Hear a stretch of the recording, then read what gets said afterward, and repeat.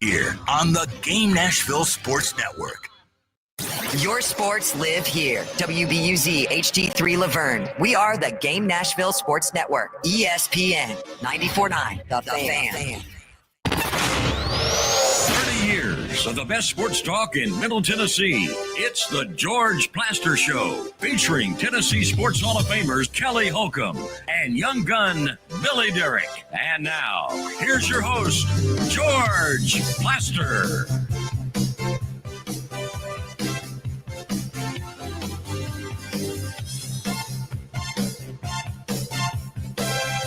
Welcome into the George Plaster Show on a little bit of a hotter Thursday here in Nashville. Supposed to warm up a little bit. Maybe won't be as cool as we thought it was going to be this weekend, but won't be as hot as it was last year, right around week one this time last year. So we are settling in, gearing up for a huge weekend of football. We got 5 straight days of football, and then, of course, the NFL kicks off next Thursday.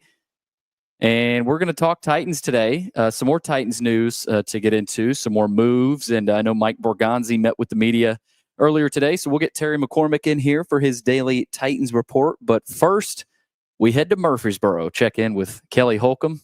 Kelly, what's going on? Not much, William. How you doing?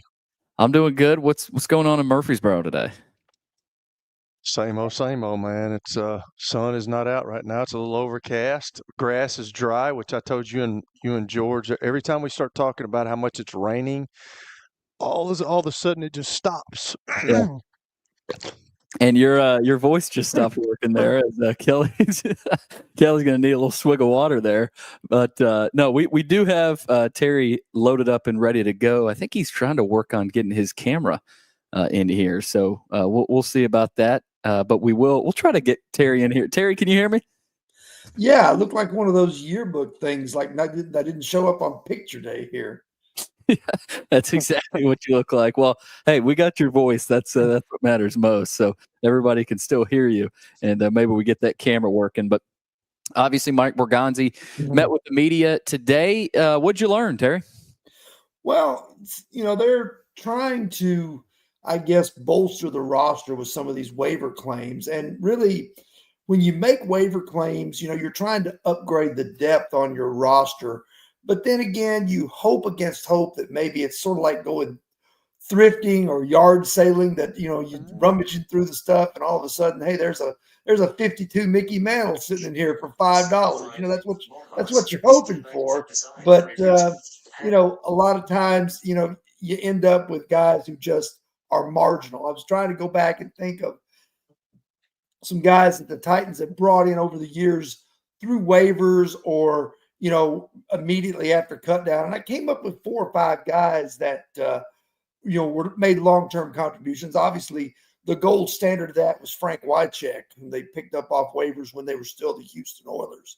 Some other guys, and Kelly may remember some of these names because this was back around the time that he played. Greg Favors, Lamont Thompson, and then a little later on, they made a mid-season acquisition once for Brett Kern, and he, of course, lasted for a decade or more as the team's punter.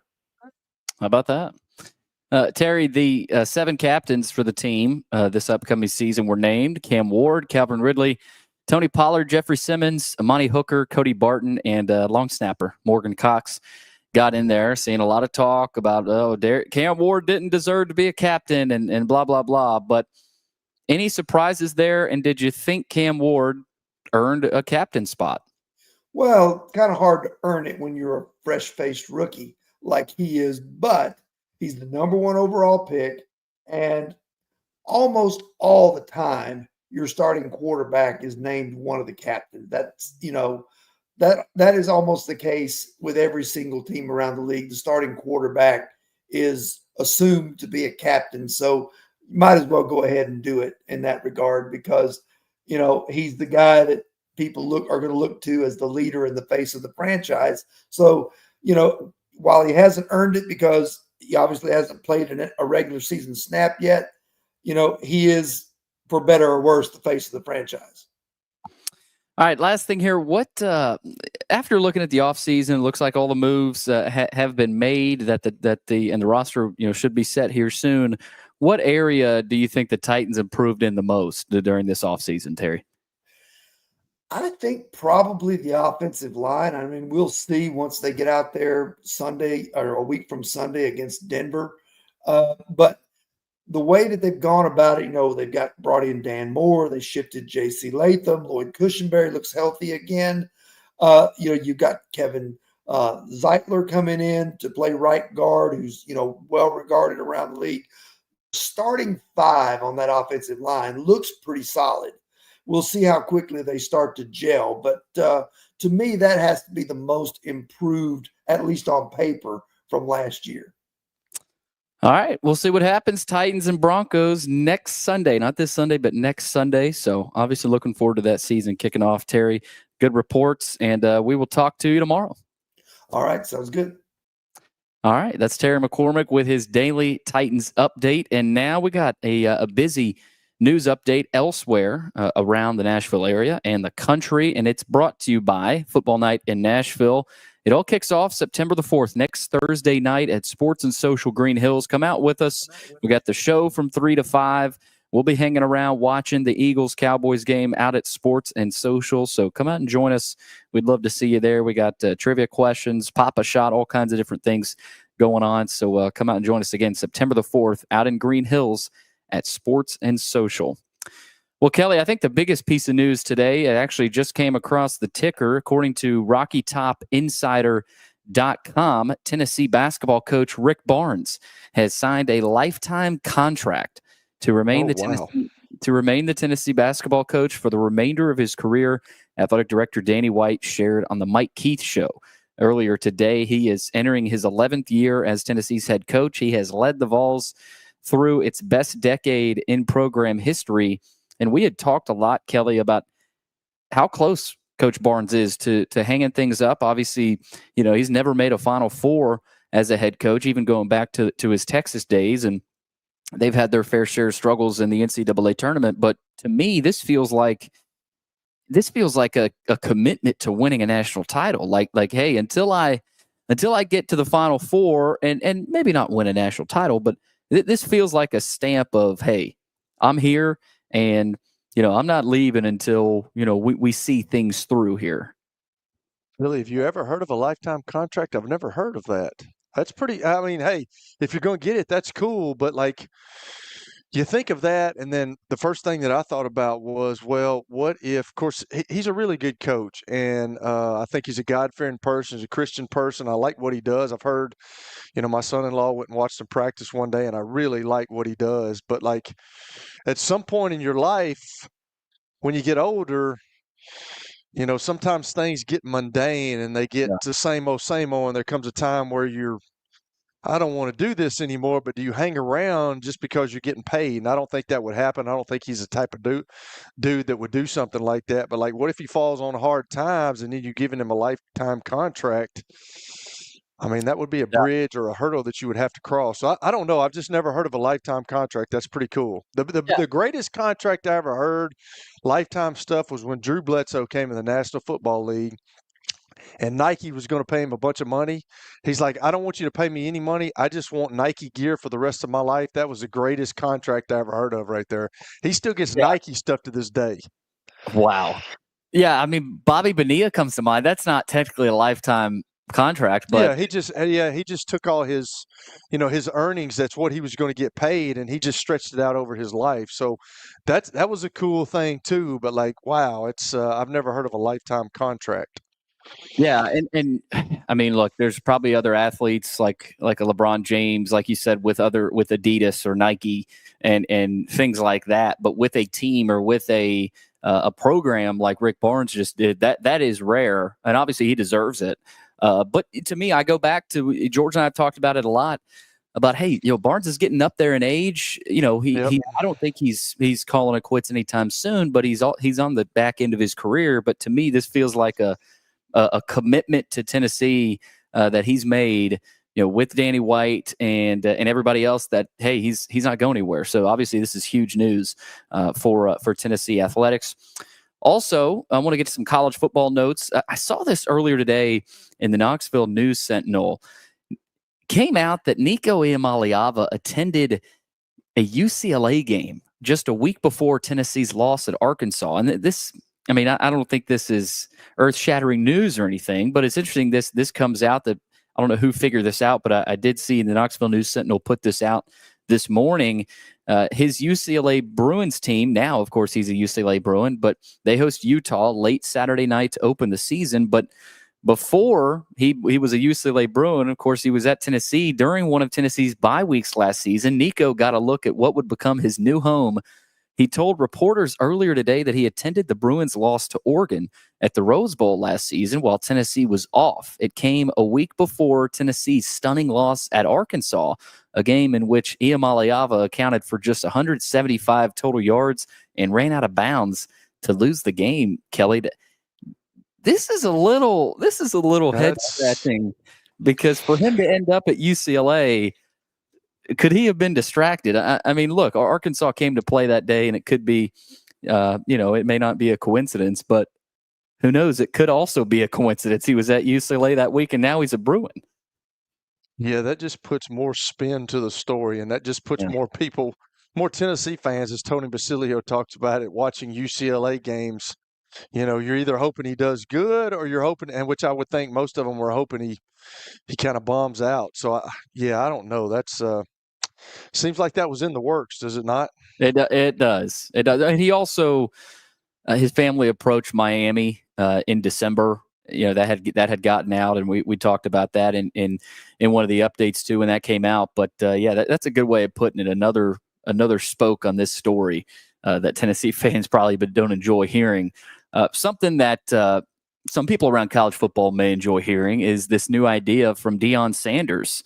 Leave it to Deion to come up with an idea for the college football playoff that nobody's really mentioned yet. He says, pay the players for making the college football playoff and pay them more when their teams win. Deion said if they do that, then now it's equality. Now it's even, and every player is making the same amount of money. Kelly, I don't hate that. I mean, that's obviously what happens in the NFL. It's probably more hoops to jump through at the college level, but I mean, I don't hate that idea. Well, here's what happens in the NFL. You get paid for 17 weeks. And then once those 17 weeks are cut off and you make the playoffs, then the NFL pays you. And then if you're fortunate enough to win the Super Bowl, the winner gets a certain amount and the loser gets a certain amount. So it's all incentive based, and that's more money that's in your pocket. So they've got so much money in NIL stuff now, and they've got money in college football, and I'm kind of with it because that gives you it seems like it would give you a better product on the field because guys are playing for something. Sanders and Nick Saban talked to the AP as part of their unveiling of one of their new Aflac commercials that'll roll out this week with a storyboard ripped from today's headlines. It opens with Sanders complaining this game has gotten out of control, all the money, all the unpredictability. So Deion Sanders, maybe he's the next college football commissioner. Who knows? That would be great. I would love that. Him and Saban, the commissioner, and you've got Deion Sanders, special assistant.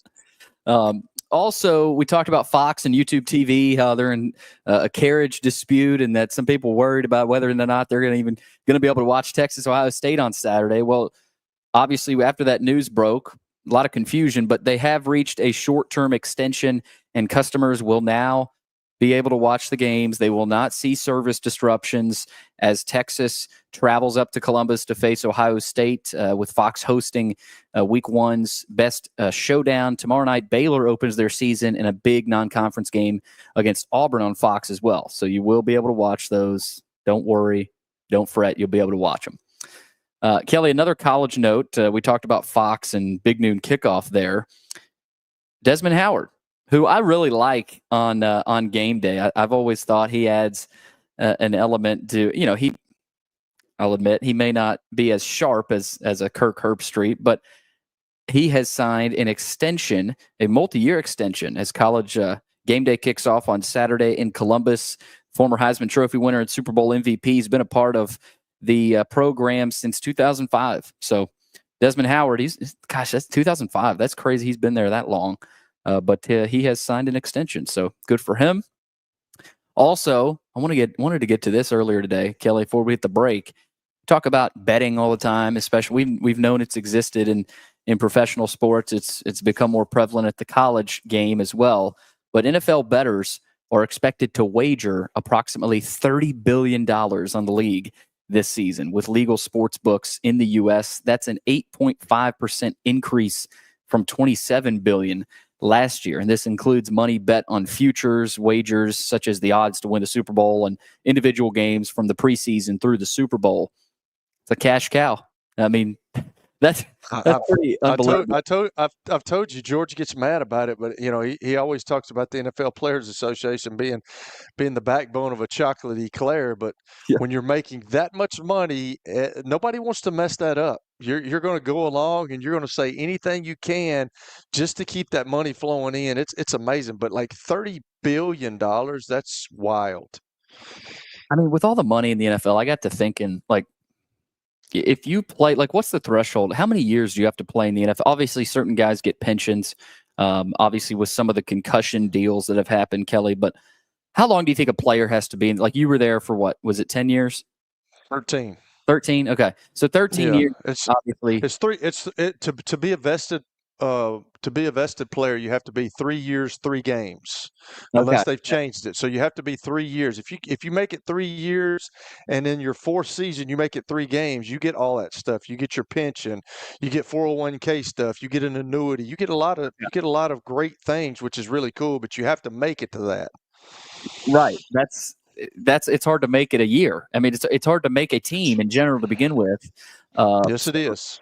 That's so fascinating to me that, once you're in it, like you said, at least 3 years, and the 4th year too, you're in that cash cap. I mean, you are like, you're. Hey, I'm going to say they hook you up now. Like when, and I'm going to give people, and people are probably going to say that's unbelievable, but our 401k, they match your dollar with $2.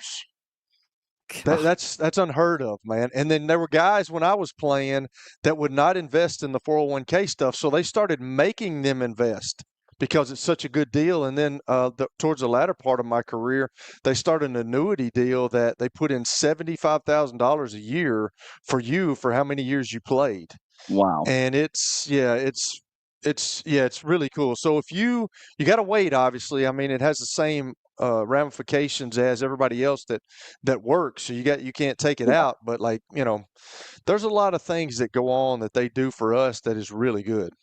Yeah, and I mean, look, the chocolate eclair thing is fun to say, but it is what it is. There's a whole lot of money in that deal, and $30 billion is going to be wagered this year in the NFL. Pretty crazy. All right, we got NFL starting next Thursday, but we're talking college football coming up. Joe Rexrode from 102.5 The Game, Robbie and Rexrode in the mornings, does a great job. Also writes for The Athletic, writes about college basketball and college football as well.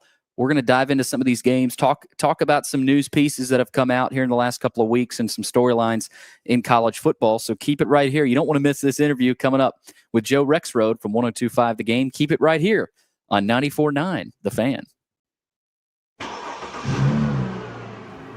When I got my first car, my dad told me, keep the gas tank full and my number on speed dial. Now parents are telling their kids, save 615-242-9000 just in case. I'm Blair Durham. If you or someone you love is in a wreck, call us. We're here to get you the money you deserve. A golf cart from Mikey's Motors is the perfect way to get around this summer. Whether you're going to the park, the pool, or the playground, do it in a brand new golf cart from Mikey's Motors, Franklin and Murfreesboro. Summertime fun in Tennessee. That's what we sell at Mikey's Motors. Come see how we roll. It's easy to say good things about the folks at Strike and Spare Family Fun Centers. Number one, I trust them with something that's near and dear to me. The Plaster and Friends Celebrity Bowling Night. But more importantly, I see the fun people have. They enjoy the bowling, they enjoy the camaraderie, and you will too. Come by any of their locations and get ready to have some fun. As the trusted premier custom home builder in Middle Tennessee, Donnelly Timmons has over 20 years of experience in the industry. Whether you're looking to build your dream home or renovate your current home, their team will ensure that every client and every remodel is unique, luxurious, and completed on time within budget. Founders Dustin Timmons and Joey Donnelly have over 25 years of construction experience in the Nashville area. Together, they have completed projects in Forest Hills, Oak Hill, Green Hills, Franklin, and Brentwood. Dustin and Joey believe that communication is the most important aspect of all construction projects. Therefore, they personally manage each project themselves and are involved in job site activities on a daily basis. Their commitment to quality and integrity has earned them an outstanding reputation among their clients. Contact them to set an appointment for a free consultation or to view some of their completed projects. Give them a call at 615-456-7983 or log on to DonnellyTimmons.com.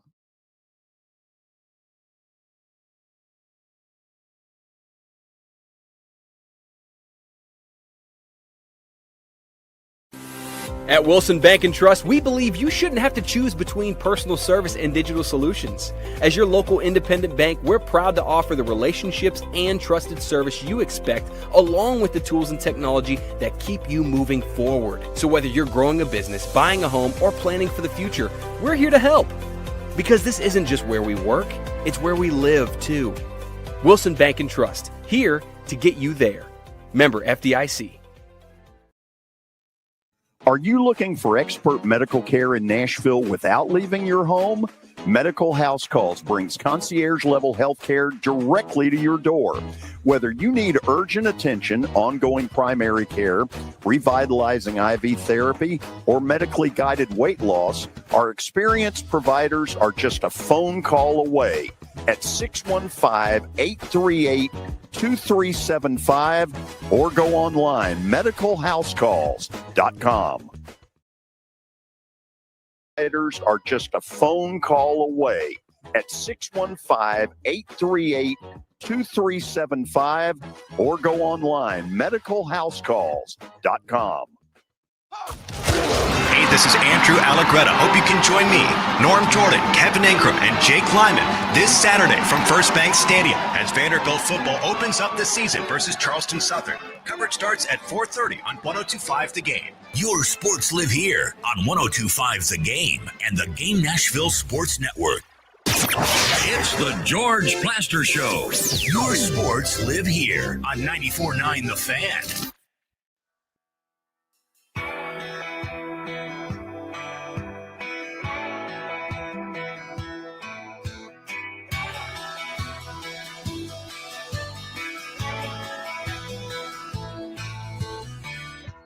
We are back on a Thursday in Nashville alongside Kelly Holcomb. I'm Billy Derrick, rolling along with college football kicking off tonight.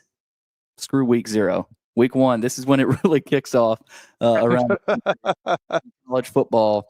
And George, last day of vacation, he will be back tomorrow with Football Friday. He'll join us, of course, for Underdog Picks at 4 o'clock at the top of the hour. But right now, we're going to say hello to Joe Rexrode, 102.5 The Game. Robbie and Rexrode in the mornings, also writes for The Athletic. Joe, I think this is your debut on the Plaster Show. How you doing? It is, and it's good to be with you guys. I'm doing great. I'm pumped. We're like an hour away from little Boise State, South Florida. Pretty good. Yeah, not a bad start down there in Tampa. Hopefully the weather stays good. Joe, I want to start before we hop into some of these games. I liked your piece in The Athletic on the 2025 most interesting college football people, the 24 most interesting college football people coming into the season. I'm interested, who are some of the coaches, players that you're keeping an eye on that some people may not even know and other fans may not have them on their radar?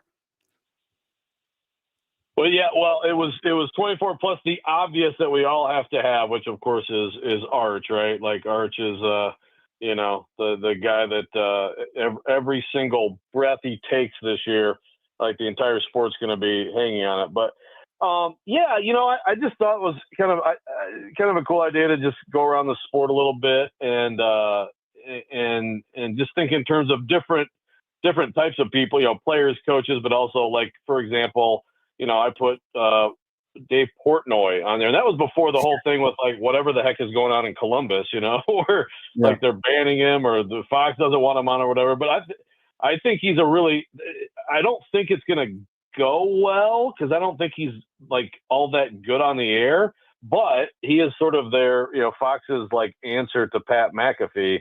And I find that to be, really interesting. Gosh, I'm actually, as we do this, I'm trying to go back to it and remember some of the people I had. I mean, you've got, like, the Bielema Beamer thing, which I kind of put those guys together. There's obvious stuff, Belichick, but I put, like, Jen Cohen, for example, the athletic director at USC.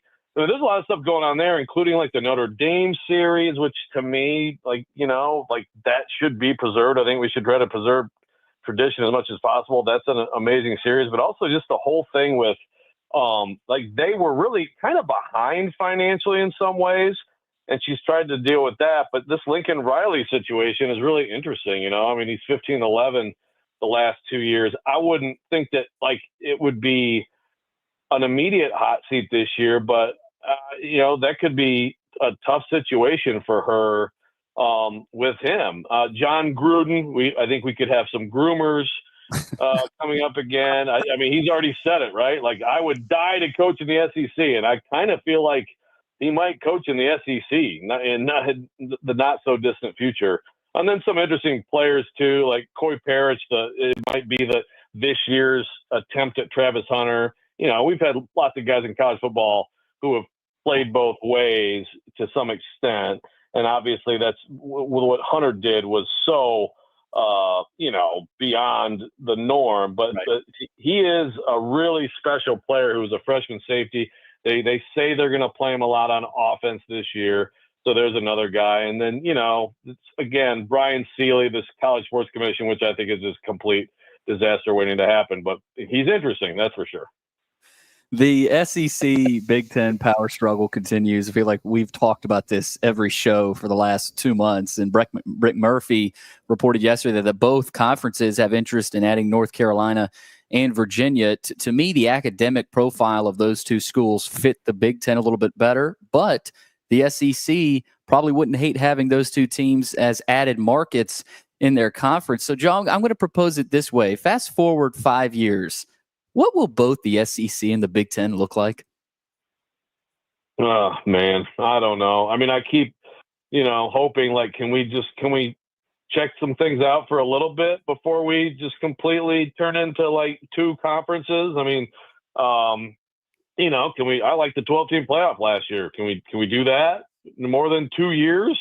We might, just because people can't agree on anything, but yeah, you knew that at some point things like this were going to happen, and I'm with you. It seems like, I guess my question then would be, I mean, if you get to the point where, like, Virginia and North Carolina are actually going to one of those leagues, like, what do you have left? What's going to become of the ACC? And what happens with Duke?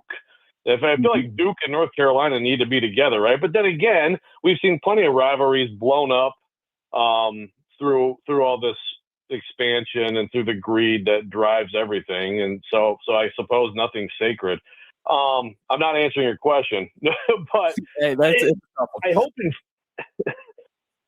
I hope in 5 years, like, it's still the same, but it's probably when we're going to be getting into just bigger leagues. And, my big fear is I've never really bought the idea that, like, it would be the ACC Big Ten and then everyone else just completely left out.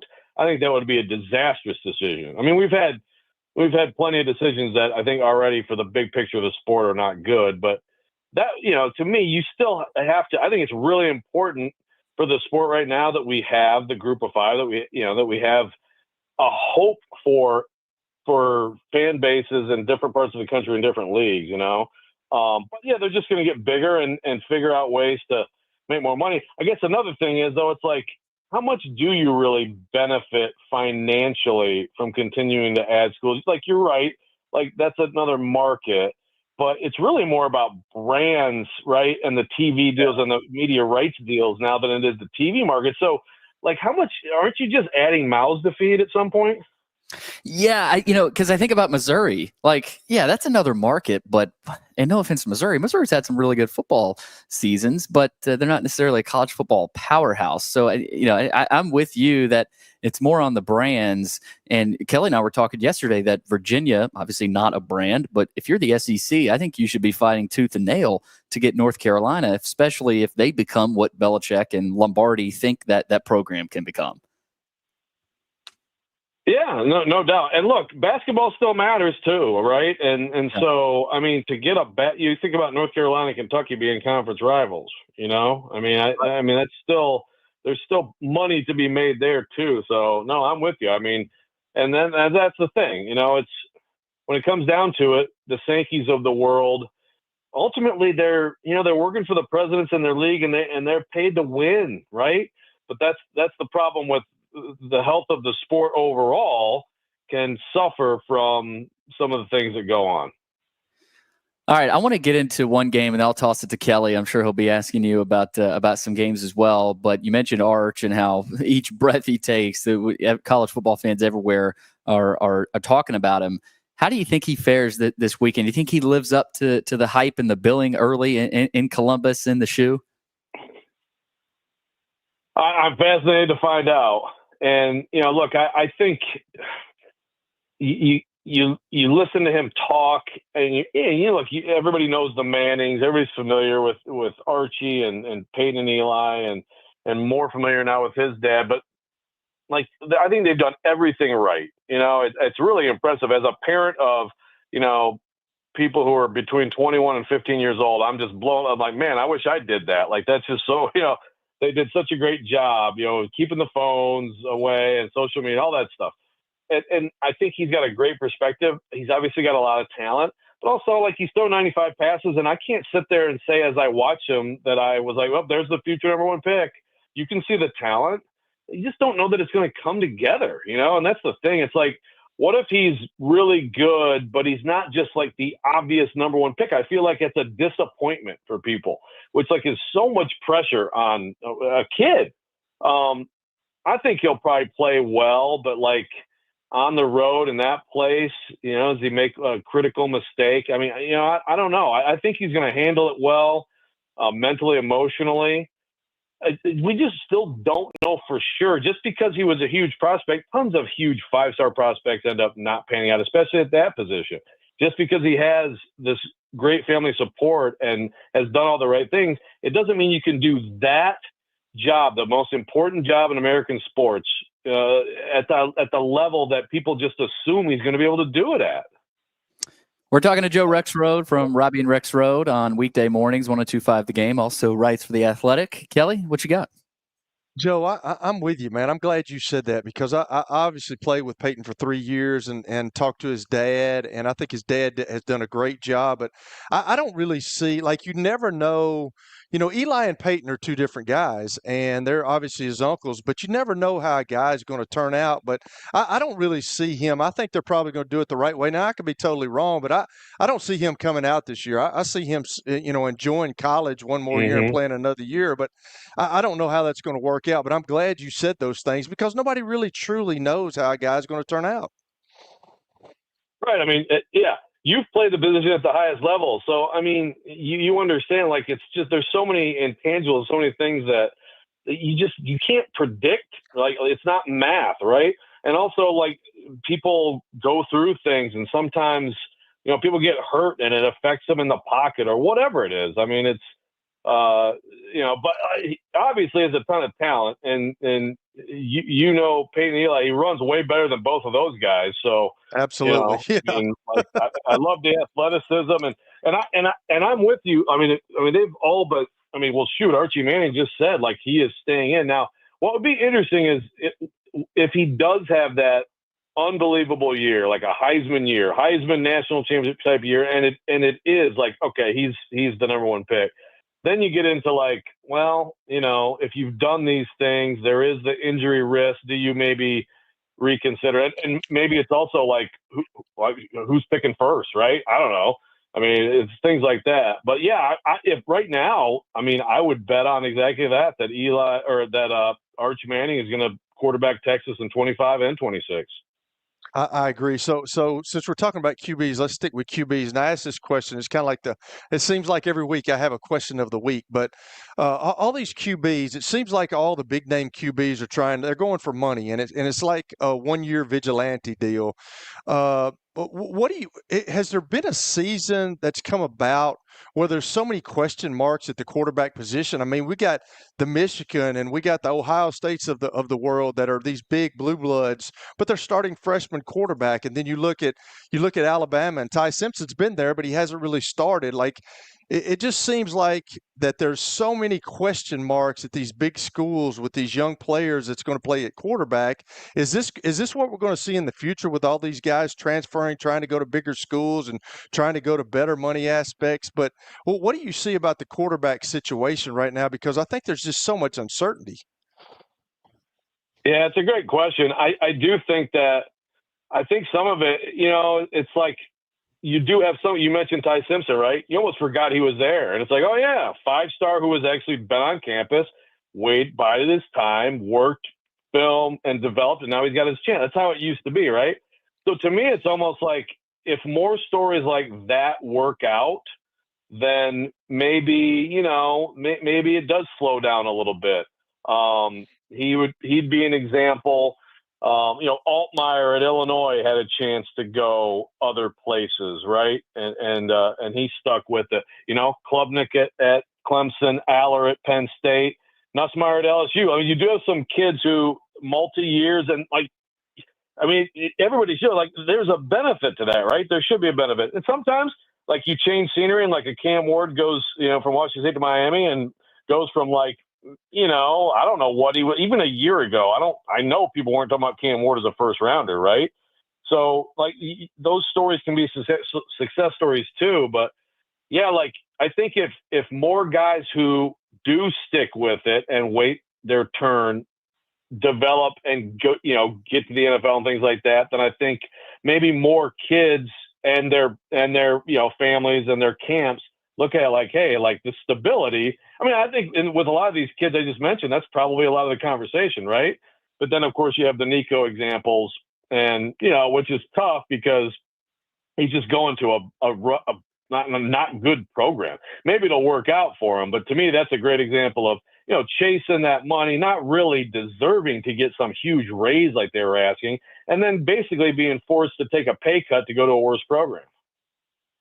Okay, so you brought up the playoff, and my whole problem with the playoff, and everybody loves it, and I think eventually they may go to 16 teams. That's what everybody's talking about. But the 12-team playoff last year, I just from my experience, and people have heard me say this on the program, but just from my experience, I thought it was way too long because I played in professional football for 13 years, and I can remember growing up, and I guess I'm a traditionalist, but when January 1st came about and I was a young kid, I can remember watching the Cotton Bowl, the Orange Bowl, all those bowls on the new year. And now it just seemed like it went on so long. Do you think at some point they're going to revise that? Because I think January and the start of February is where the NFL needs to dominate, still dominates. It's always dominated. I got so much college football, but by the time that the national championship game, I was over it. I didn't even want to watch it because there was so much college football going on. Do you think they'll revise that? Yeah, that's another great question. I know some people have talked about it, and some people have talked about maybe moving the calendar up. I mean, the thing that's hard for me to buy is doing anything that brings in less revenue, right? I mean, that's the thing here. It's right. You could make the case. How about you cut a regular season game or two? But then all these ADs are well, what are you talking about? I got to get my 7-8 home games, right? It's especially now with the way the revenue is being shared.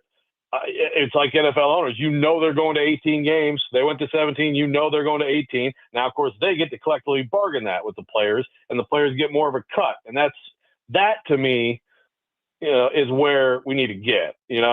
Because then you can figure out maybe because there's also wear and tear on the kids. you also look at championship weekend, which has become so kind of irrelevant. And I know the Big Ten has this idea of these playing games, but to me, why not start the playoff then, right? I mean, just like the NFL, basically your regular season ends and you get to the playoff. And you can still have bowl games all through that time. But then to your point, at least the calendar, like the college football, because I'm with you. I had some fatigue too. Like, my goodness, it just goes on and on. So I think maybe earlier start, like week 0 becomes week 1, and then championship weekend becomes the start of the playoff. And at least then you end earlier than, like you said, the NFL can take over. So my last question here, Joe, is y'all were talking about the ACC, and Billy brought it up yesterday, and we talked a lot about that. And I don't think conference realignment stuff is over. I think it's just only going to – I think at some point they're probably going to go to a super conference. But with that being said, do you think – because we've had guys on here talking about this, and one guy did, one guy didn't. What are your thoughts about the ACC? Because it looks like the SEC and obviously the Big Ten are the two main conferences. The Big 12 kind of stepped up. The Pac-12 went away, which I don't like. I'm not a big fan of that. I think they need to come back. I don't know how it's ever going to come back. But what do you think is going to happen to the ACC? Do you think the ACC is the next conference to get rated by all these other conferences? Like, I hope it is, because like you said, I mean, it wasn't that long ago when Sankey went and got Oklahoma and Texas. There were a lot of obituaries being written for the Big 12, and they figured out. It just boggles my mind that like anybody who cares about college sports would be okay with that, would be okay with the ACC just going away. I mean, the tradition, in particular, the basketball, and I'm a huge hoops guy. I mean, but the football too. I mean, just the rivalries, that part of the country. It's just I hate the idea of that. Do I think it's possible? Sure. I mean, at this point, I've resigned myself to greed and short-sighted people who are really just interested in it's kind of like you see in corporate America sometimes. Get that stock price up, get your money, and get the hell out. Let somebody else deal with the mess. And that's what college sports feels like too often. So, yeah, I could see it, but I really hope not. And I think it needs to be, fought against tooth and nail.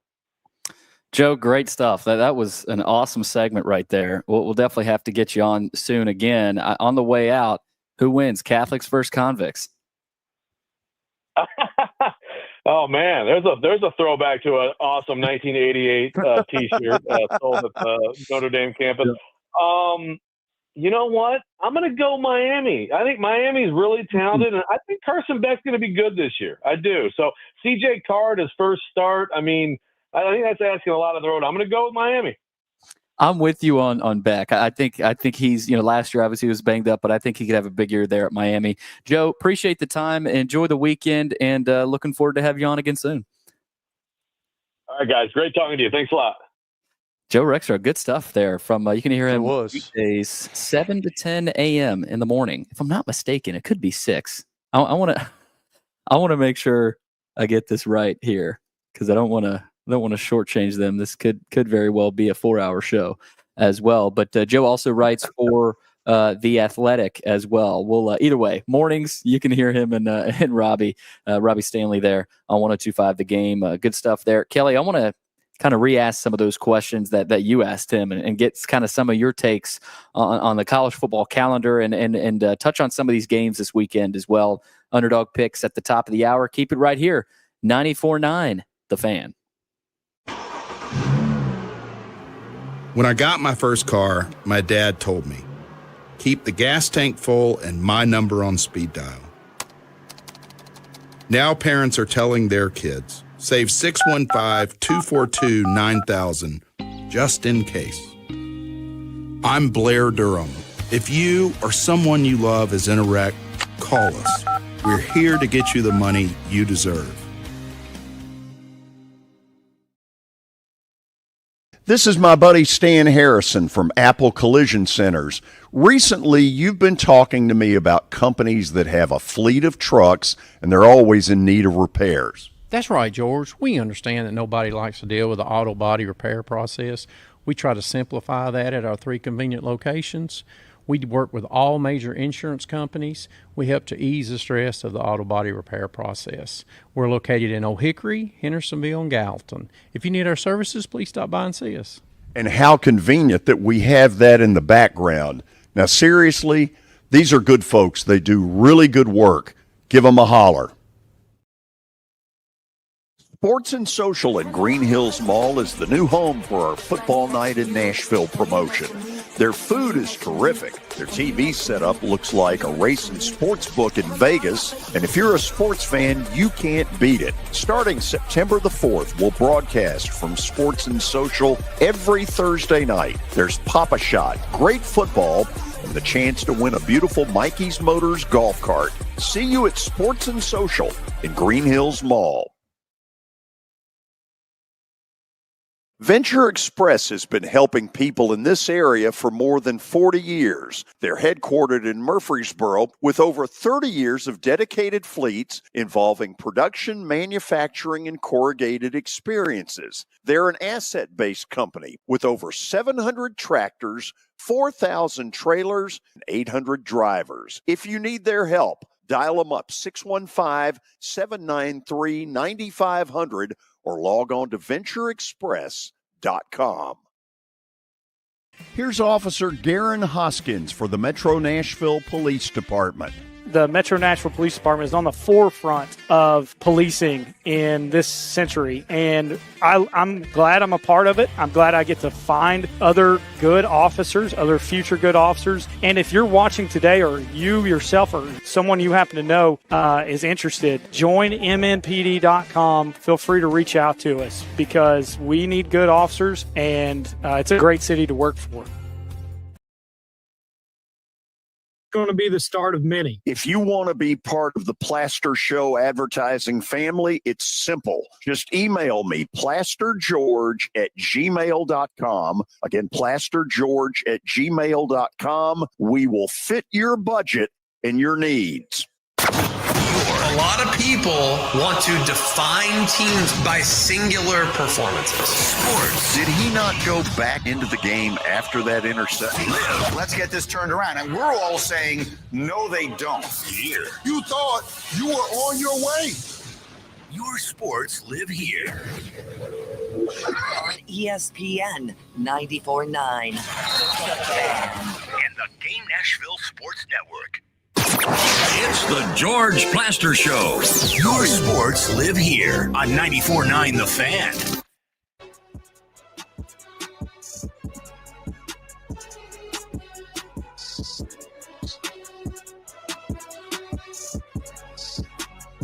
We're back on a Thursday on the George Plaster Show, 94.9 The Fan here in Nashville. A little bit hotter, a little bit warmer today, but again, it's not up into the 90s, so no complaining about the weather. We do have Underdog picks at the top of the hour, so we'll get to those. We'll have George back in here. We'll have Pogie, Chuck McDowell, and the General Al Dorsey as well.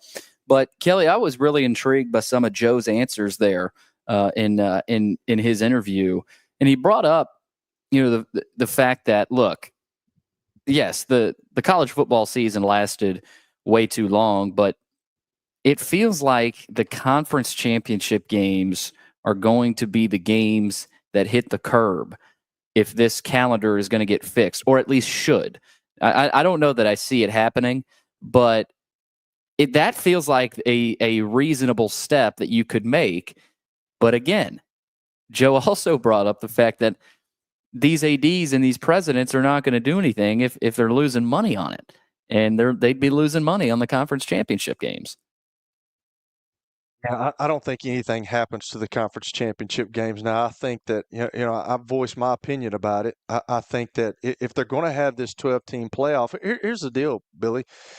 If you know that you're going and have a shot and have a chance to win the national championship game, you don't want to play in the conference championship game because that's another chance for all your important guys, key spokes in the wheel that we always talk about, that getting hurt. That's just another game. So you got the two conference champions, or the two teams playing for the conference championship, plus you got other teams that are in the conference that are going to go to the national playoff. So they're hoping those two teams beat each other up. I don't like, you've got to figure that out. They've got to figure that out some way. And I don't know how it rectifies itself, but just like Joe talked about and we've talked about on here, it all boils down to money, and there's huge money in the conference championship games. There truly is. Like Alabama and Florida, that I think that was the first SEC championship game back in the day, and they started it. And Roy Kramer, they were talking about, you're crazy for doing that, but like before the national playoffs came,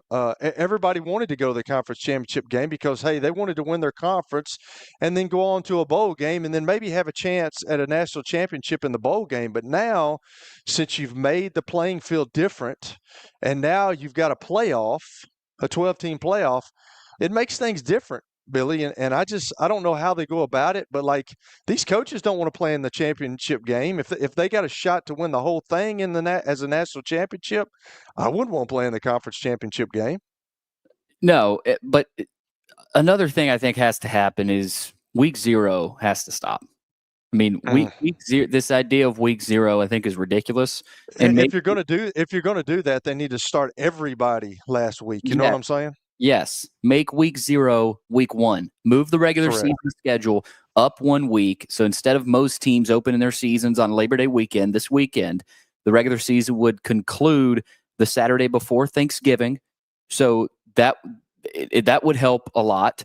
You got to start the regular season a little bit earlier, and with that, you would take away week 0. Now, what happens on week 0 that we have to have? Is it the Ireland game? I mean, I don't know.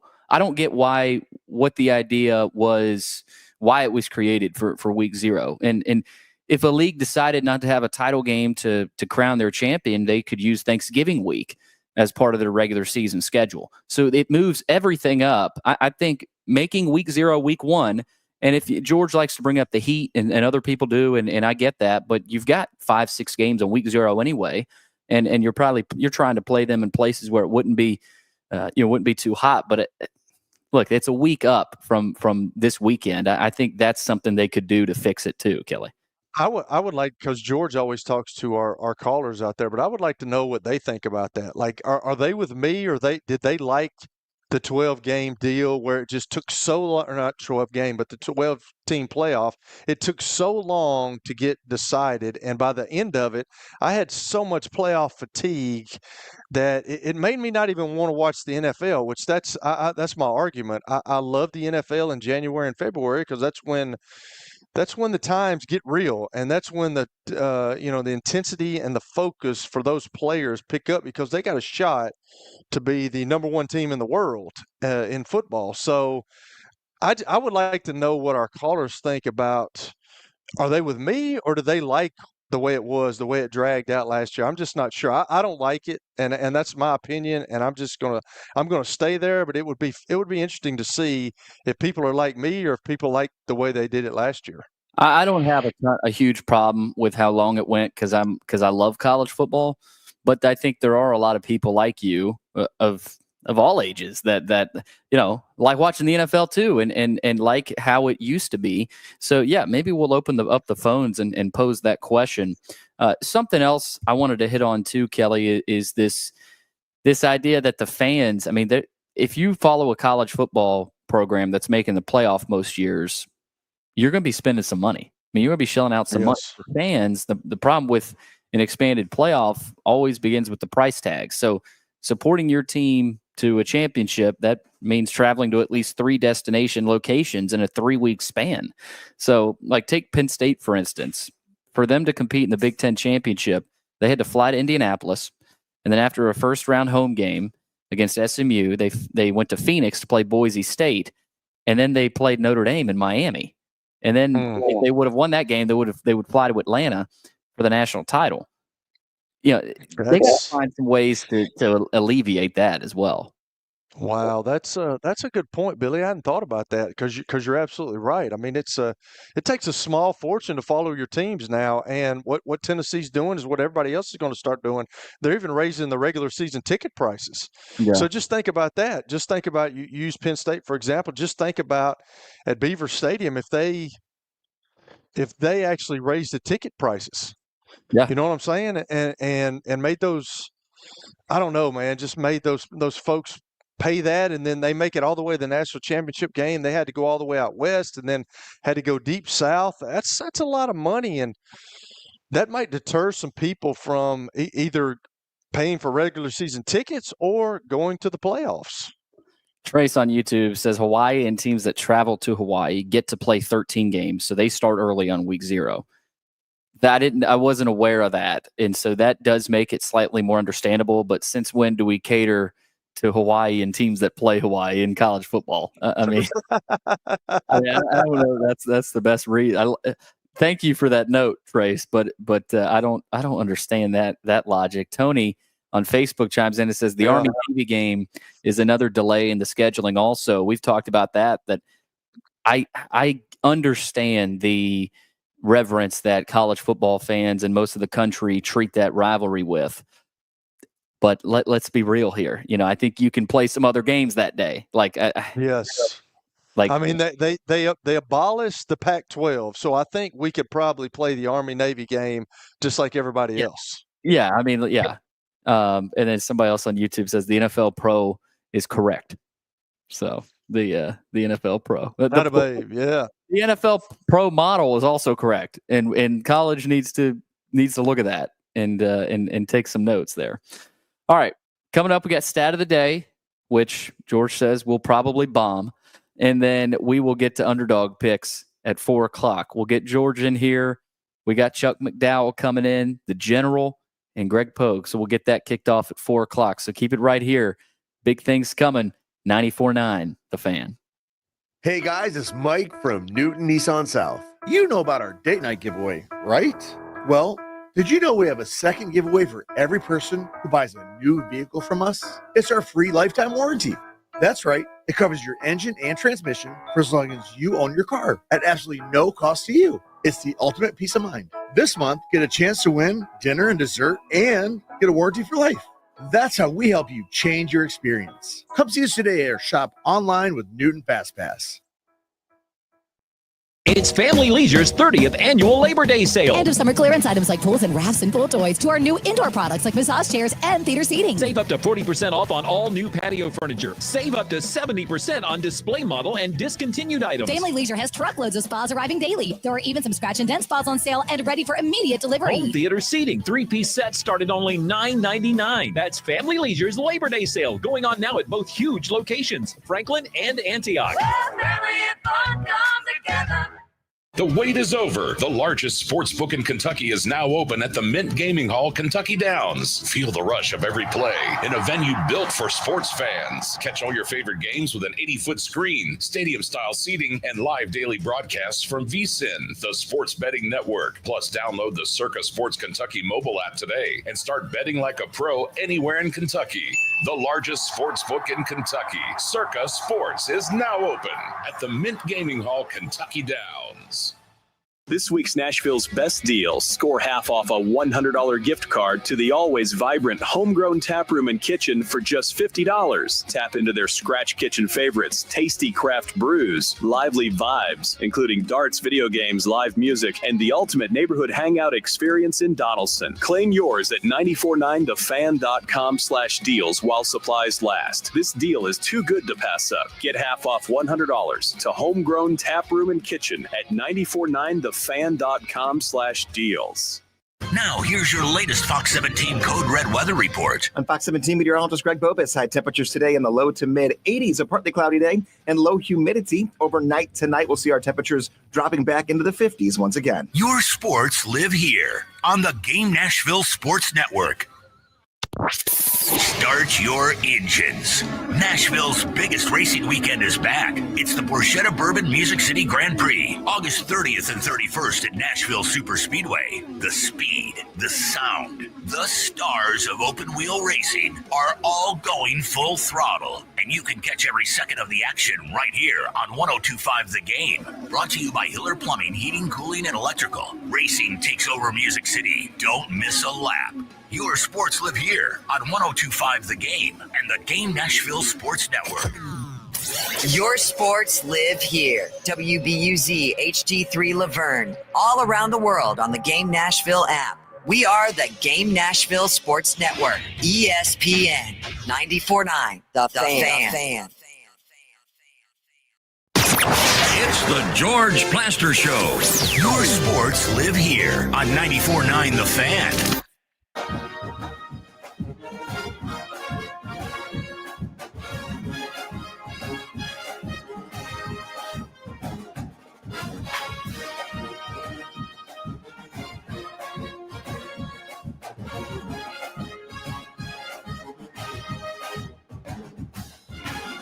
We got Underdog picks coming right up.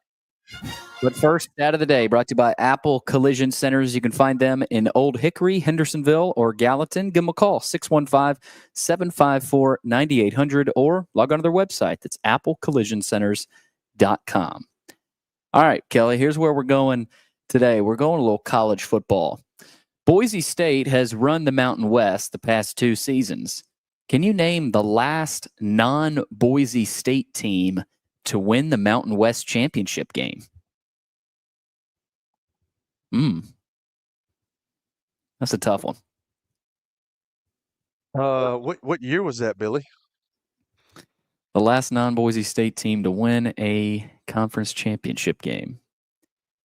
Let's see. This is great radio. Great radio. You're doing a fabulous job. Are you brainstorming, or are you just waiting for me to answer? No, I'm brainstorming right now. I'm trying to figure out who is in the Mountain West in my head right now because I don't truly know all the teams. Okay, it was in 2013. Oh, 2013. Good gracious. I'm going to say Fresno State. Oh, wow. You got it. Yes, sir. That's 2 in a row. Tell George to stay gone. Yeah, I did not. I did not think you were going to. How'd you guess Fresno State? Well, I'm sitting here and I'm thinking Utah State. No, and then when you said 2013, that's crazy that they've won it. They've won it that many years in a row? Boise State has. That's unbelievable. Well, Fresno State used to have some squads back when Pat Hill was the coach, and they had some pretty good teams. So that was the only other team that I could think of that had any shot was Fresno State. Credit Jeff Neal; he had Fresno State as well in the chat room. So is that probably the first 2 in a row here instead of the day we've had in a while.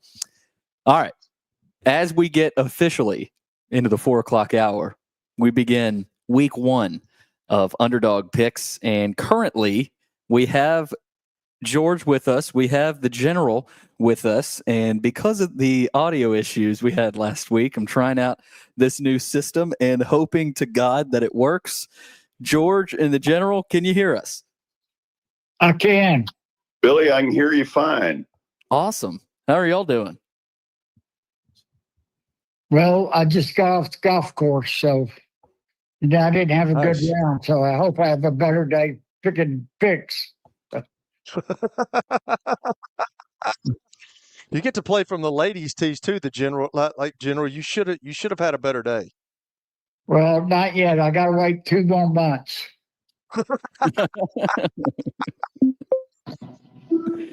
Okay, looks like Pogie has popped in here. Pogie, you with us? Good afternoon, gentlemen. How are you? Pogie? I'm groovy. Groovy? Yeah, groovy. Stuck in traffic. I was hoping to get somewhere to be settled, but you got me doing 5 miles an hour. Well, at least we got you. We had Chuck McDowell in here just a moment ago, but he hopped out. So we'll see if we get Chuck back in here. But gentlemen, are we ready to do some review, or do we want to rib each other first, or what are we doing here? Pogie, are you going to start it? You hear what the result was. Well, yeah, I can. Kelly and I have sensed some territorial shenanigans, maybe some, moving of districts around to get the certain people you want on the, gerrymandering, if you will. And so Kelly and I have established what is called the Underdog Picks. We are the Rutherford County Caucus, and so we will be acting in concert with each other when there comes to decisions that might affect our area. And what is one of the decisions that affected us last week, Poggy? We talked about it. Kelly, you can. Well, okay. So since George is the director, well, Poggy and I were just talking about how it's funny that he got number 5 on week 0, and then the week that all these games come up, he gets to pop up to number 1. So we're really a little salty about that. You know what I'm saying? Like there was 5 games last week, and there's 5 contestants, and we were really salty about that. So we were hoping like maybe for a suspension, or maybe he gets knocked back to 5th again. I don't know, but like it just seems a little. Like Poggy said, gerrymandering, it just seems a little shady what George did. It's and he played this martyr thing. Oh my gosh, I'm going last. Well, guess what? He's going first. Yeah. You know what, Poggy? If it's that important to you, we can trade places. No. I would suggest the Rutherford County Caucus recommends that next year we started out with a blind draw. You know, that's not a bad idea. That's the first. That's the first really good suggestion you've had in a while. That's what we came up with, George, when we talked at an undisclosed location in Rutherford County. That's what we talked about. So we just thought maybe we'll draw straws next year. I like that. That's a good idea. Of course, it was over. I had to pick up the tab on lunch, but so anyway, that's it here. Save it, Poggy. Okay, so we got the Rutherford Caucus out of the way. We introduce Chuck McDowell from Medical House Calls. Chuck, are you with us? I'm here, buddy. I made it in. All right. I'm just from Florida, and I landed at the airport, and there was about 30 black SUVs, and the pilot turned around and looked at the Chuck. I think the police are here for you. So I aged a few years, but somebody from a United States government, it wasn't Air Force One or two, but it was one of them, flew in right behind me. So my heart's still beating, but barely. Okay, well that's good to hear. We've got Chuck McDowell here with us. The General, you've been quiet. What's been going on with you? Well, just laying low. Laying low. Do you have any reactions from any of the games last week, specifically your pick? I know we're going to review, but what was your week 0 reactions? Well, that was a long shot. There was 0. It was week 0, so week 0 really shouldn't count. But so we went way out on a limb, but we got plenty of time. Maybe we'll take that up with the Rutherford County Caucus to see if also there was a recommendation before the Rutherford County Caucus was formed about the addition of the General, who's won this 5 times in a row, and Chuck McDowell, how we sort of like in the game of golf, there's some handicapping. I dare say that the level that Chuck will be picking at is more of the professional level, where we're just amateurs trying to get by. I love how you talk like that. The old four-mouther. Yep. All right, so we got the... Oh, you're full of crap. Thank you, George. That has long been established. Yes, it is. All right, so we got the Rutherford County Caucus out of the way. Here's what we're going to do. We're going to take a quick break, or do we want to go ahead and review now, then take a break? Please, come on, Billy, make a decision. Okay, let's go ahead and review now, and then we'll take a break and have the picks. We start last week with the General. He had Fresno State, had the first pick out of anybody, had Fresno State plus 12 at Kansas. Jayhawks beat up on him. That was a loss for the General, 31-7. So didn't go well, but he doesn't want week 0 to count. So maybe we'll take that up with the caucus here in a few weeks. It was about like my golf game today. It shouldn't count either. And then up next, we had Chuck McDowell. And Chuck, you can thank me later. I had the pick for you. I've had Iowa State +3 against K-State and won that game. Well, I've got to tell you, I'm looking at my notes.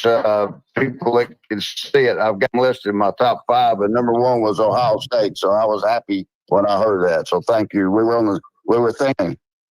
So Chuck McDowell, leader in the clubhouse with 3 points at the top of the standings. Everybody else with 0. So you can thank me. I mean, how about that? Who would have thought out of everybody I picked for Chuck and get a win? I mean, should I not be in this competition? Really, there were 5 picks. You got lucky. Relax, Francis. You're going to pull a muscle patting yourself on the back while you're at it. Shut up, Billy. Yeah, Billy, shut up. Anyways. Shut up. Moving on to Pogie's pick from last week. He picked against his alma mater, the Western Kentucky Hilltoppers. Kelly, that's something Kelly has never done and will never do. But he was happy anyway that the pick didn't work. Sam Houston State +10.5. They lost to the Toppers 41-24. Pogie, I'm sure you were happy even though your pick didn't win. Well, no, but you also got to realize I went to Western Kentucky for X amount of years. I've been attending UP for a long time. You know what that is? The University of Pogue. So I will pick against my alma mater if I think it's best. Traitor. The University of Pogue. Wonder what the admissions requirements are for that. Very little. Much. we got a few deja vu dancers in. Okay, Kelly last week had Stanford +2.5. This thing almost worked out. They were at Hawaii, but Hawaii boots a game-winning field goal to beat Stanford and Andrew Luck and Frank Reich, not the Third Reich, on Saturday night last week. They lose 23-20. Kelly, you almost had that one. Stanford sucks. Can you imagine Stanford getting beat by Hawaii in any part of life? They're terrible. Yeah. That quarterback can't hit the broadside of a barn. Can't hit the broadside of a barn. He was throwing it. He looked like you, George, trying to play quarterback. Nice talking to you as well. Yeah. We've missed you, George, as you can tell. Okay. Yeah, I can tell. And speaking of George, to review his pick, he had Idaho State +26.5 at UNLV. They lost 38-31. They put up 31 points against that UNLV defense. Speaking of sucking, George, you almost had that one. Yeah, were they not tied at 31? They were. Before UNLV ultimately won it? They were. I remember kind of laughing, going, how funny would this be? Yeah, if you would have won that, I would officially quit the show. Dadgum. Yeah, not looking for a lot of reasons, are you, Kelly? No. Okay, so to recap, the General lost with Fresno State. Chuck got a win with Iowa State. Pogie, Kelly, and George all lost as well. Coming up after the break, we'll make selections for week 1 of Underdog Picks. Keep it right here on 94.9 The Fan. When I got my first car, my dad told me, keep the gas tank full and my number on speed dial. Now parents are telling their kids, save 615-242-9000 just in case. I'm Blair Durham. If you or someone you love is in a wreck, call us. We're here to get you the money you deserve. A golf cart from Mikey's Motors is the perfect way to get around this summer. Whether you're going to the park, the pool, or the playground, do it in a brand new golf cart from Mikey's Motors, Franklin and Murfreesboro. Summertime fun in Tennessee. That's what we sell at Mikey's Motors. Come see how we roll. It's easy to say good things about the folks at Strike and Spare Family Fun Centers. Number 1, I trust them with something that's near and dear to me, the Plaster and Friends Celebrity Bowling Night. But more importantly, I see the fun people have. They enjoy the bowling. They enjoy the camaraderie, and you will too. Come by any of their locations and get ready to have some fun. Convenience and value, 2 words that we expect when we do business. Our goal at JHA Company is to deliver just that, both to our school partners and to our customers. Whether you're purchasing photos, yearbooks, class jewelry, letter jackets, school spirit wear, or senior graduation products, we strive to make the experience easy, convenient, and cost-effective. Find out more at jhacompany.com or call 615-867-6345 for more information. JHA, one source, one company. If you are paying too much for your health insurance, you know what? You need to contact the folks at Pancoast Benefits. Pancoast works with businesses and individuals to tackle the high cost of health insurance. Whether you're a business owner, large or small, self-employed, between jobs, or over the age of 65 and in need of a Medicare plan, Pancoast can help. They make understanding your benefits less difficult and more personal. So check them out today, pancoastbenefits.com, or call them at 615-292-3400. Are you looking for expert medical care in Nashville without leaving your home? Medical House Calls brings concierge-level health care directly to your door. Whether you need urgent attention, ongoing primary care, revitalizing IV therapy, or medically guided weight loss, our experienced providers are just a phone call away at 615-838-2375 or go online, medicalhousecalls.com. Primary care, revitalizing IV therapy, or medically guided weight loss, our experienced providers are just a phone call away at 615-838-2375 or go online, medicalhousecalls.com. Hey, what's up? It's Chase McCabe. Join Coach Bubba Spears and me for the Metro Schools Game of the Week, presented by Strike and Spare Family Fun Centers. We head to Hunter's Lane Friday night as they take on the McGavock Raiders. All of our coverage begins at 6 o'clock. Your sports live here on 102.5 The Game and the Game Nashville Sports Network. It's the George Plaster Show. Your sports live here on 94.9 The Fan.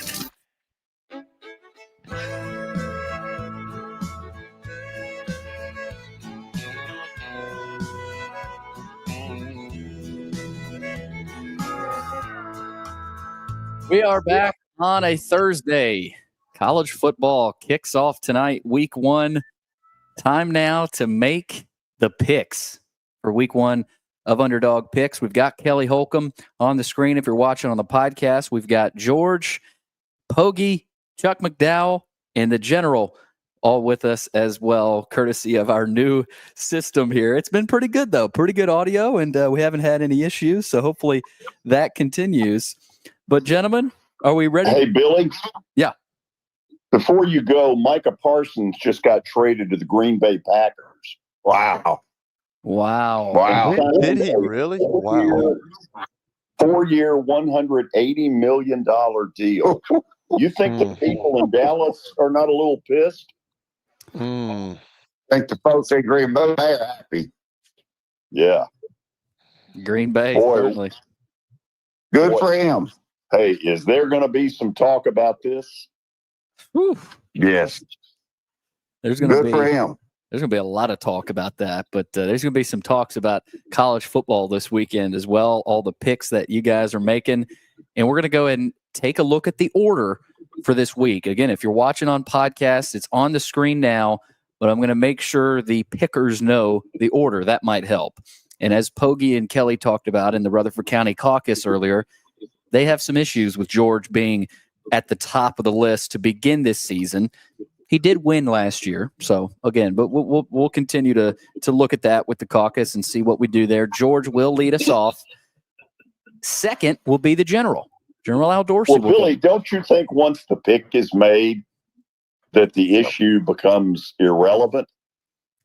That's a fair point, but I don't think I'm not in the position to make a move on this until next season, and when after I meet with the caucus officially. Yeah, well, that's really the issue hard that for them. George. The issue that I'm having is the same issue I had last year. Is the picture of you, Kelly. I would say this as somebody who attempted one year to pick a game that had already started. That was years ago. Forget about it. Let's build a bridge and move on, George. Yeah, I mean, Well, that's hey, cheating. You can't make chicken salad out of chicken poop. So, I mean, come on. I tried to get away from it. Tried to get away with it. I didn't. You also you had some issues last week too, Kelly. With I told you what my issues were, and I've already talked to you today about that. I told you what my issues were. We don't need to rehash that. I don't go off CBS Sports line, Hoss. Okay. Okay, Hoss. All right. So we got the general going second. Chuck McDowell will be third this week. Pogie will be fourth, and Kelly, you will be last. Yeah, great. Are we good with the order? I mean, is it negotiable? No, it's not. It's not negotiable. Let's move on. It doesn't matter. My game starts quickly. We didn't talk fast. My game starts quickly. Well, I think we know who Chuck's taking. All right. Yeah. Lead us off, George Plaster. I do have music this week. Here we go. Leading us off is George. Where the only thing you feel are loaded guns in your face, and you'll have to deal with pressure.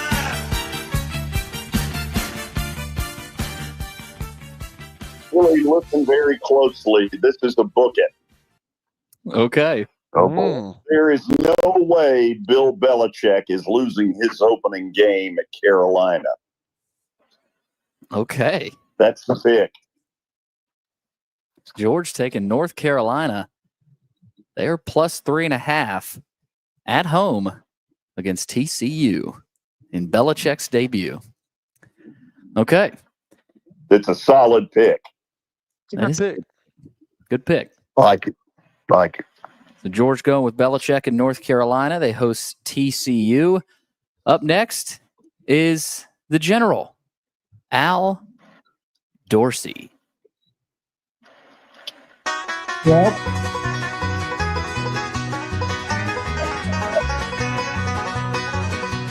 Wish that I was on a rocky top down in the Tennessee hills. What you got, General? I'm going back to my hometown and take South Florida against Boise State. Bastard. Damn it. We'll start cussing. That happens, Chuck. That's a pretty good pick. I don't like that pick. Yeah. Yeah. Okay, so the General rolling with South Florida here in about 8 minutes at home against Boise State. He beats the clock and beats Chuck McDowell, it looks like, as well. Yeah, government. Yeah, they got their quarterback coming back. That's a really good pick. What's the spread on that? The latest spread? 4.5 according to CBS Sports. Okay. So that's what the General's rolling with. South Florida, 4.5 there at home against Boise State. All right, that leaves us with Chuck McDowell, who is making his debut on Underdog Picks as we get to play his song this week. Yeah, outside. Yeah.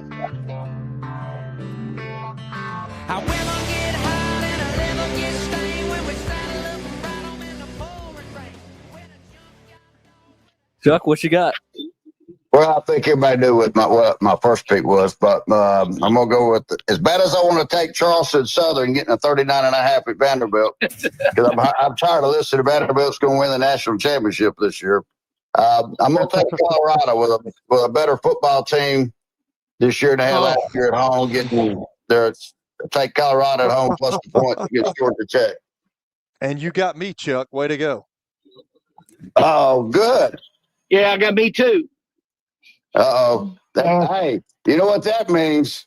I'm pounding Georgia Tech. That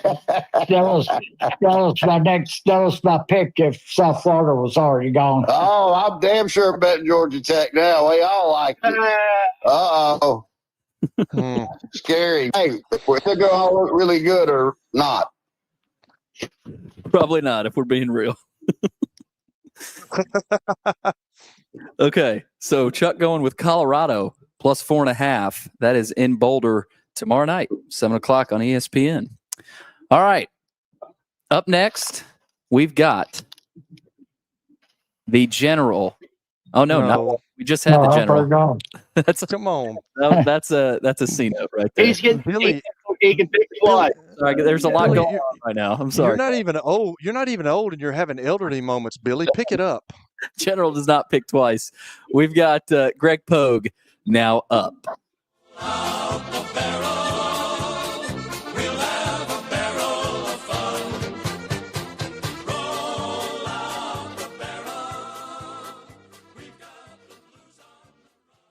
Pogie? There you go. I'm heading for the mountains. Our boy Dow Loggins making his debut at Appalachian State. They had their first losing season in about 11 years since they moved up, and Charlotte had their first losing season in 10. I think they're headed the wrong way, so I'm going to take Appy State. I've got plus 5.5. I know it's probably 8 by now. I am seeing that Charlotte. Yeah, Charlotte's the yeah. You're wrong there, Pogie. I want Charlotte. Thank you very much. Give me Charlotte plus 5.5 at home. I want Charlotte plus 5.5. Dow Loggins' debut goes down. So there you go. Do you have any idea who you're picking? Yeah, the winner. Didn't seem like it.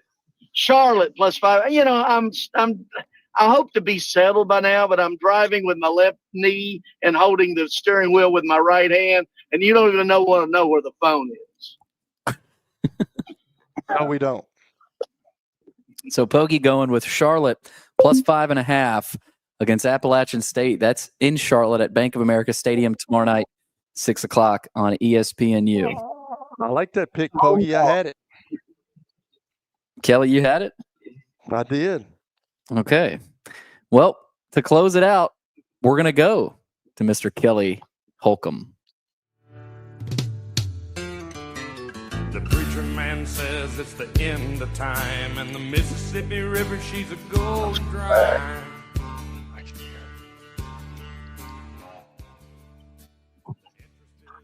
Kelly, what you got? Okay, so since Chuck came along and he got my pick, I am going to do what the General always does, and I'm going to go to the MAC. And I'm going to say the Zips of Akron beat the Wyoming Cowboys. You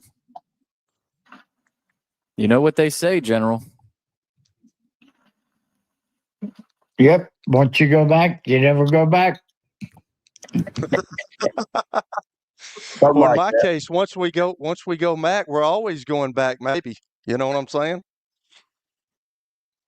So Kelly going with Akron plus 5.5 against Wyoming. That is Saturday night, 6 o'clock in Akron. It opened at 10, and now it's at 5. So something's happened. That's tonight. My bad. Seems like we've got commissioner issues. We've had commissioner issues for years, even when Willie did it.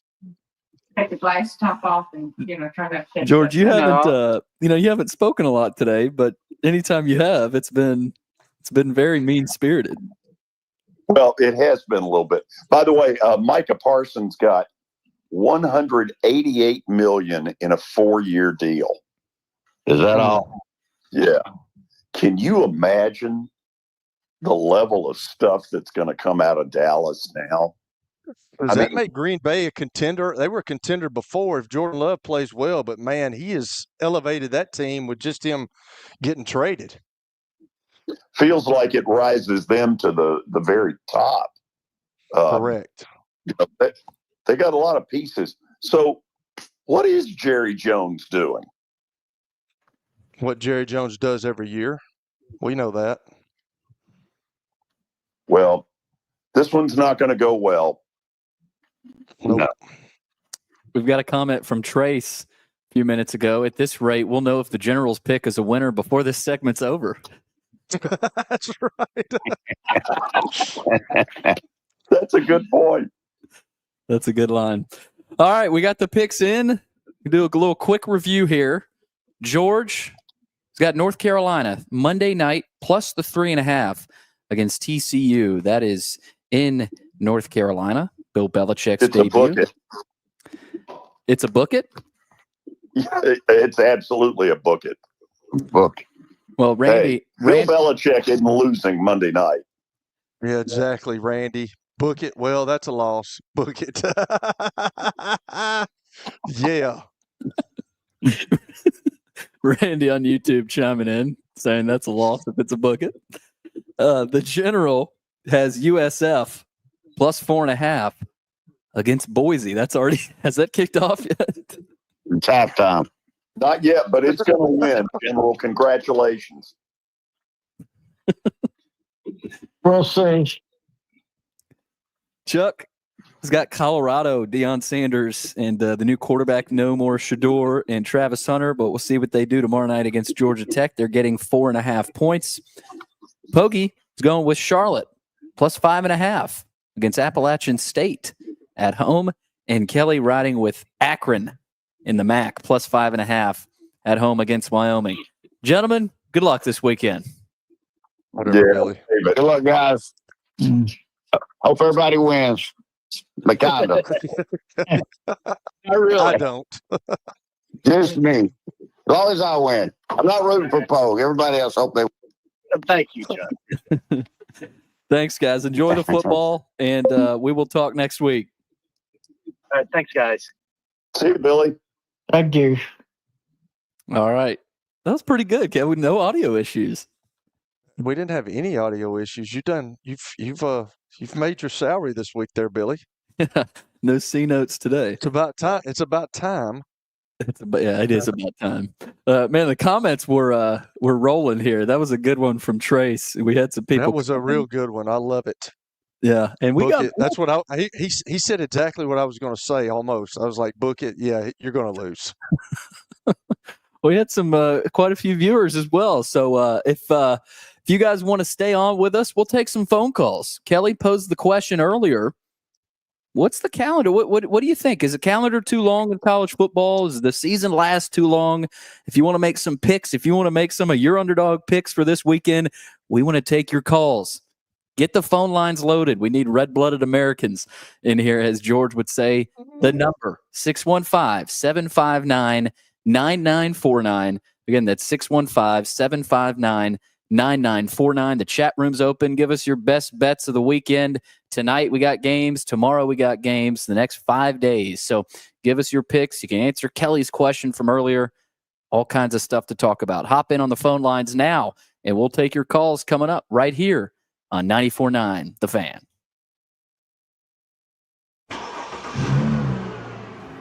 When I got my first car, my dad told me, keep the gas tank full and my number on speed dial. Now parents are telling their kids, save 615-242-9000 just in case. I'm Blair Durham. If you or someone you love is in a wreck, call us. We're here to get you the money you deserve. Nashville Sounds Baseball is back in Hit City for the 2025 season. Create a summer of memories at the ballpark with weekly giveaways, fireworks shows, and more. Tickets are on sale now. Sports and Social at Green Hills Mall is the new home for our Football Night in Nashville promotion. Their food is terrific. Their TV setup looks like a race and sports book in Vegas. And if you're a sports fan, you can't beat it. Starting September the 4th, we'll broadcast from Sports and Social every Thursday night. There's Pop-A-Shot, great football, and the chance to win a beautiful Mikey's Motors golf cart. See you at Sports and Social in Green Hills Mall. Here's Officer Garen Hoskins for the Metro Nashville Police Department. The Metro Nashville Police Department is on the forefront of policing in this century, and I'm glad I'm a part of it. I'm glad I get to find other good officers, other future good officers. And if you're watching today, or you yourself or someone you happen to know is interested, join MNPD.com. Feel free to reach out to us because we need good officers, and it's a great city to work for.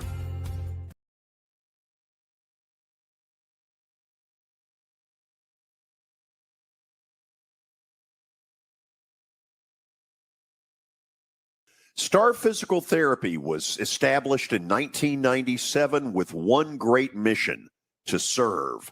If you're hurting, don't wait to receive physical therapy. You don't need a referral to see their physical therapist, and early morning and evening appointments are available. Make the call to 615-673-1420 and get rid of that pain. Star Physical Therapy, the official health provider of Football Friday. Of humongous proportions. Sports. We're not living in an era where perfection is necessary. They thought they were a championship contending team. Here, we told you not to do this. Your sports live here. On ESPN 94.9. The Fan. And the Game Nashville Sports Network. It's the George Plaster Show. Your sports live here on 94.9 The Fan.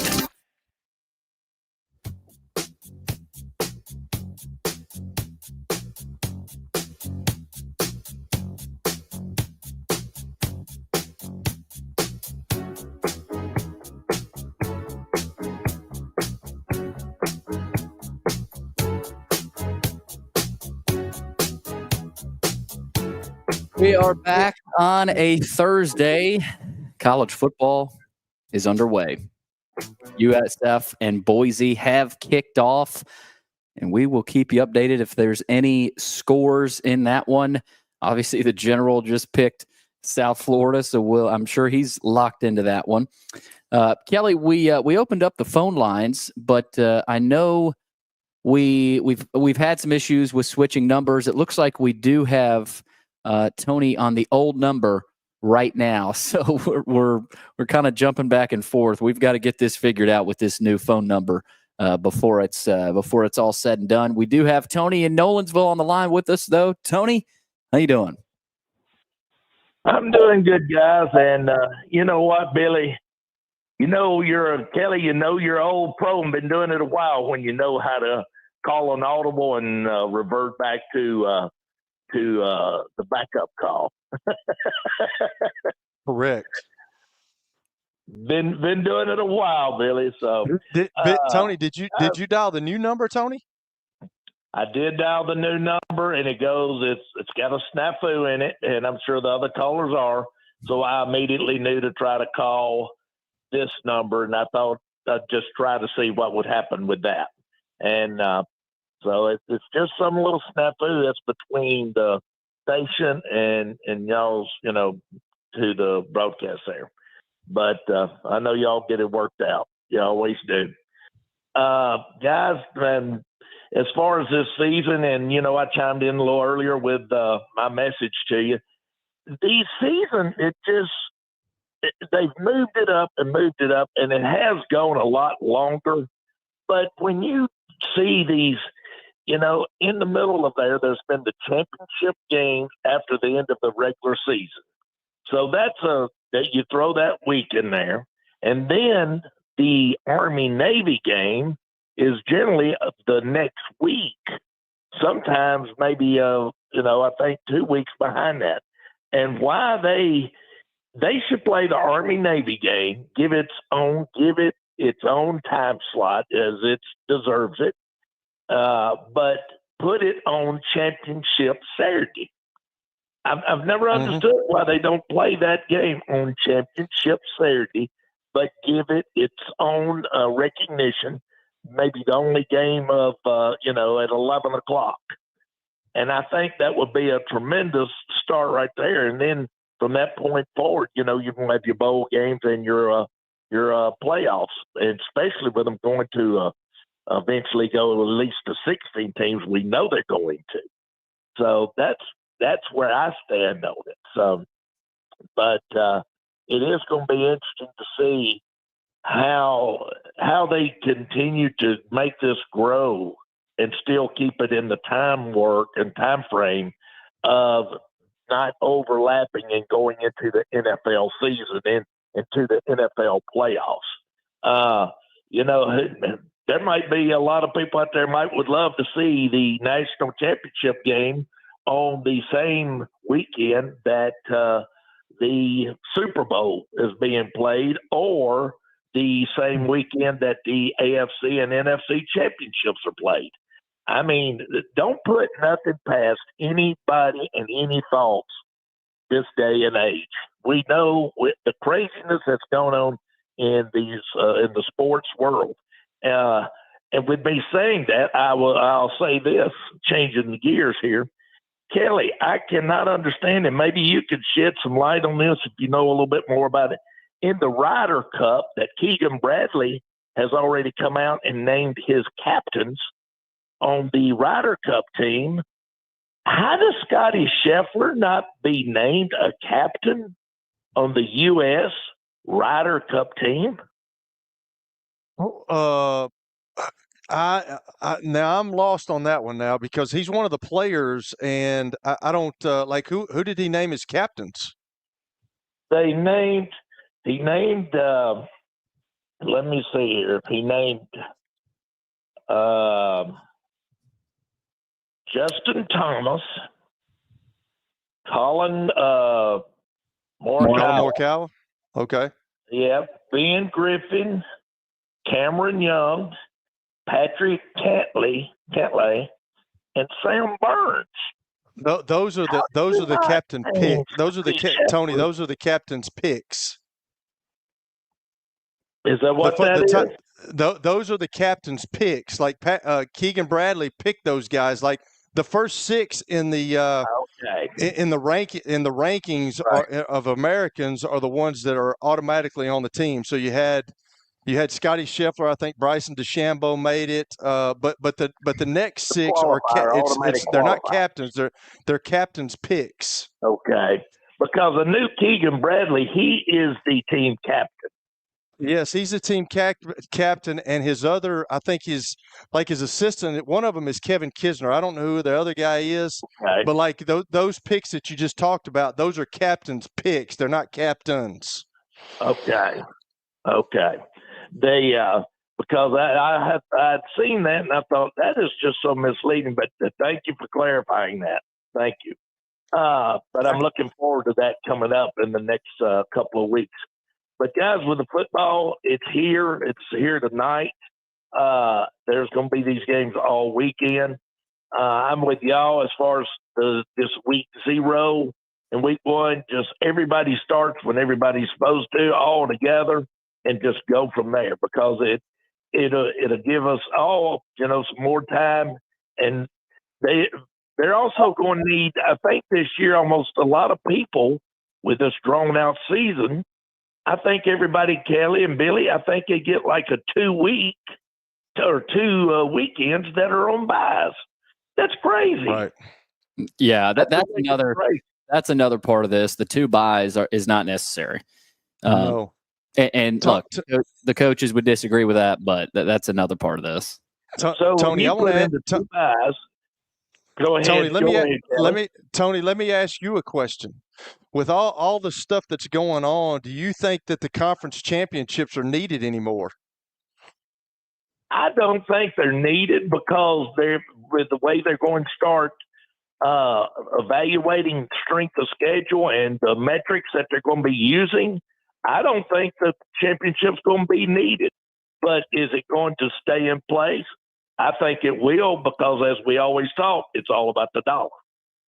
Correct. And so with you, when you talk about 2 weeks of buys in a season, and you talk about 2 weeks from the end of the championship game before the playoffs start, that's 4 weeks, guys. I mean, that's a whole month they could be doing something within. But the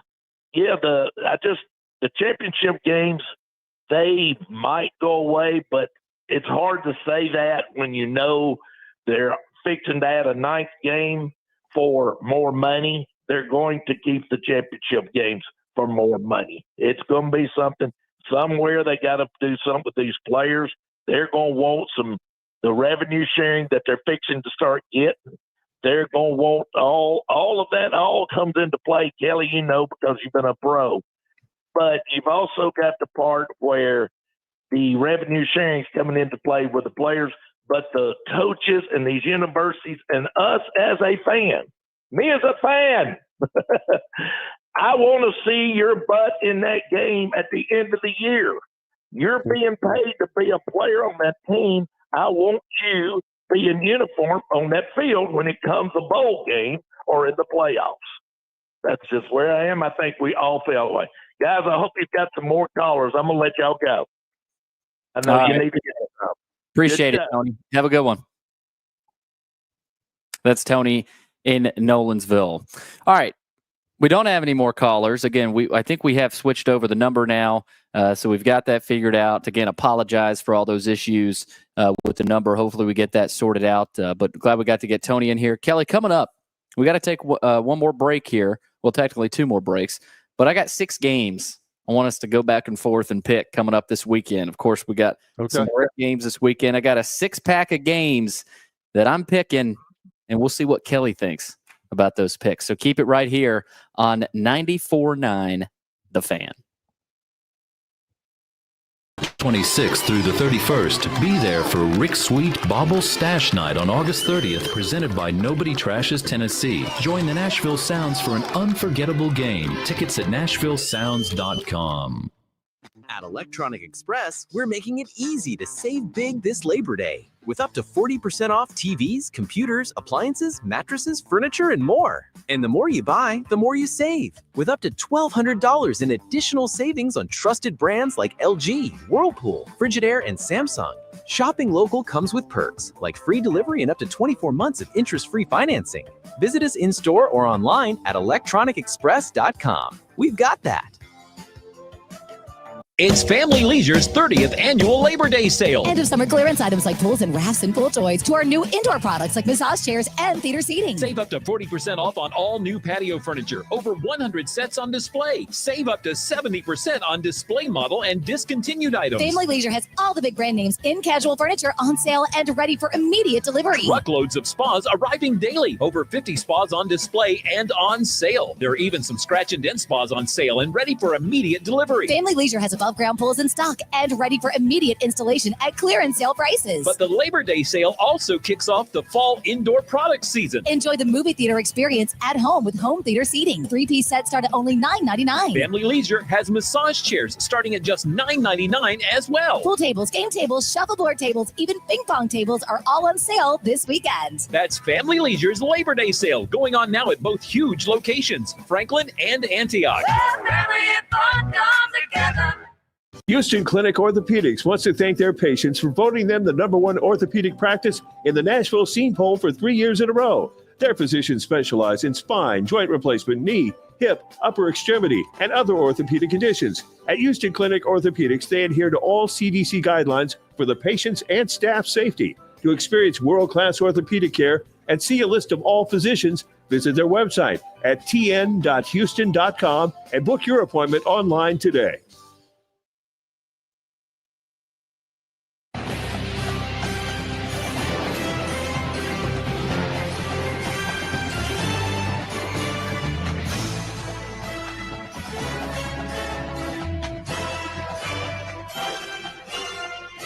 College football is back in action right now over on ESPN. Boise State and USF.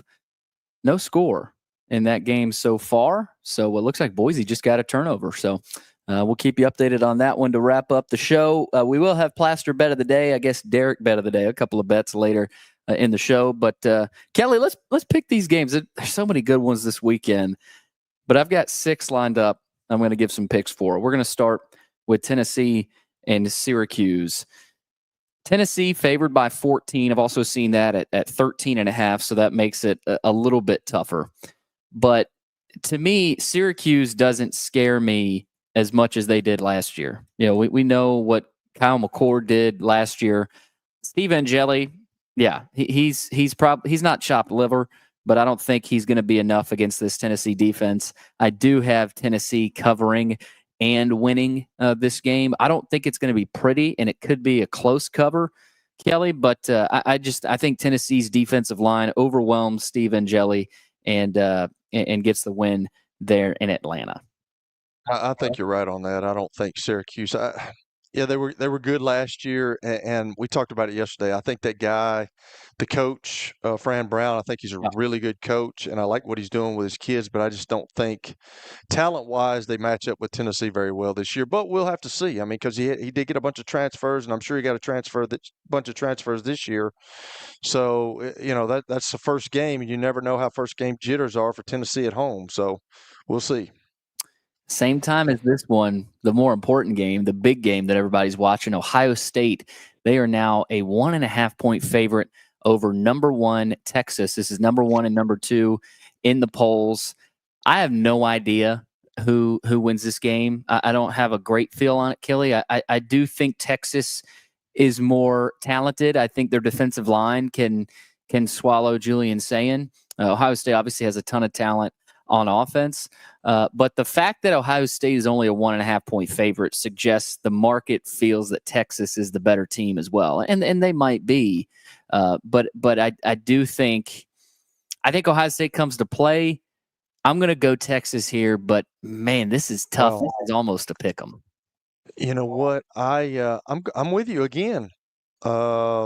I just don't know how the young quarterback's going to play. I think Texas is pretty good. It's a hard place to play. I played in Cleveland, and all those people from Cleveland go down to Columbus, and they're like Tennessee Vols fans, man. They love the Ohio State Buckeyes, but I think it's going to be interesting to see. But I think Texas squeaks it out. I don't know why, but I do.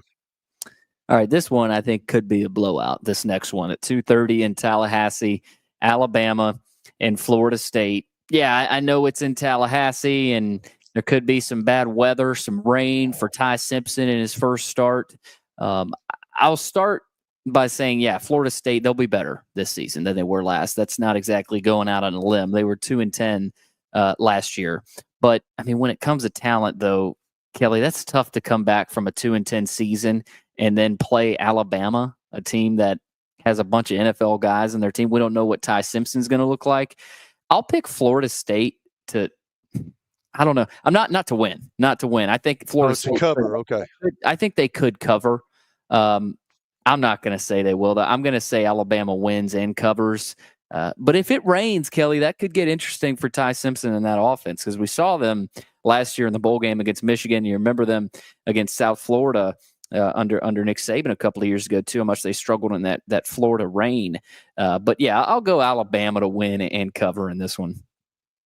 I think Alabama is one of the more underrated teams this year. Nobody's really talking about them, and I think they're going to have one of the better defenses they have. I think they're going to have one of those defenses that Nick Saban had when he first got there and he was winning those national championships early in his career. I really do. And if Ty Simpson can just hold the fort down and not turn the ball over, I think they're really good. I think people are waiting on Alabama to fall with Kalen DeBoer. I think he was in a situation last year with Jalen Milroe, but I think Alabama's going to be really good this year. I'm with you. I think they could roll over Florida State on Saturday. Also on Saturday night, who's the real Death Valley? Is it Clemson? Is it LSU? I like LSU here.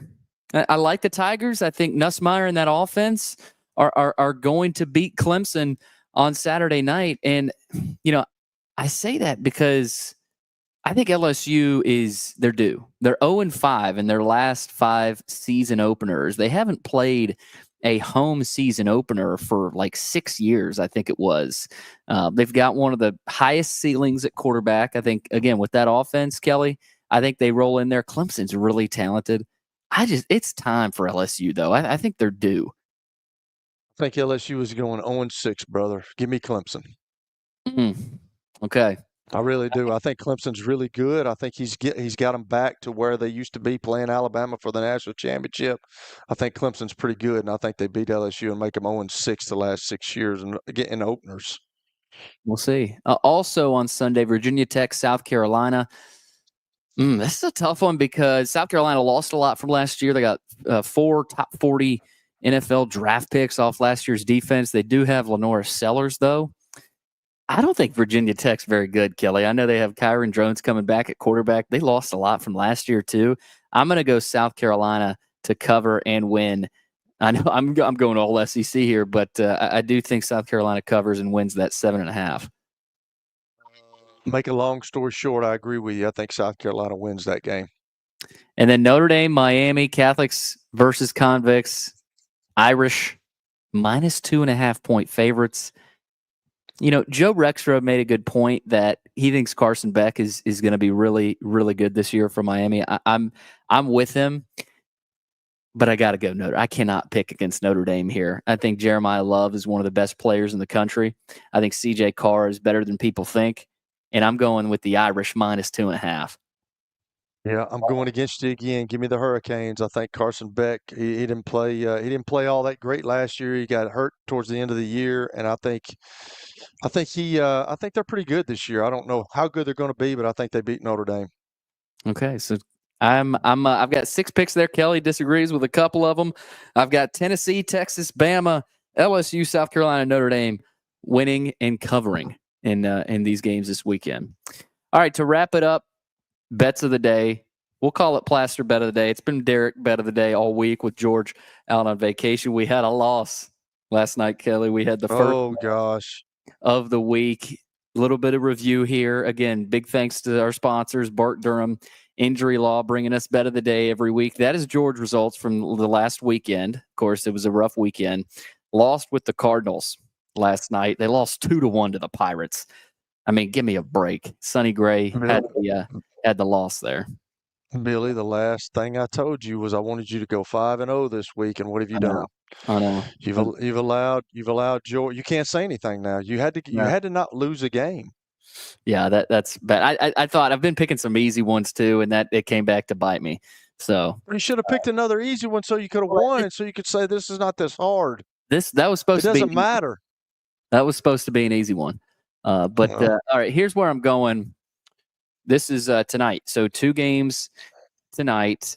Obviously, we got more than just 2 games tonight. But here's where I'm going. I'm going to go Nebraska -6.5 against Cincinnati. Matt Rule in year 3, Kelly, he's been unstoppable. I mean, he's had year 3. Did you have that on your list? I did.